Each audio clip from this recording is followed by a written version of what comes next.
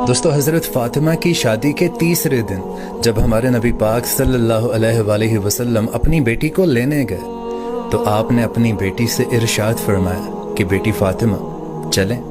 तो हज़रत फ़ातिमा अर्ज़ करने लगी कि या रसूल अल्लाह, आप मेरे वालिद भी हैं,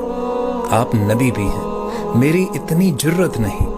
कि मैं आपको इनकार कर सकूं, लेकिन मैंने आपसे ही सुना है कि अपने शौहर की इजाज़त के बग़ैर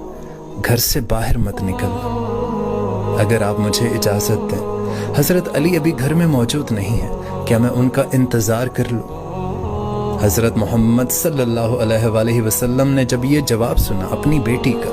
तो उनकी आंखों से ज़ारो कतार आंसू बहने लगे।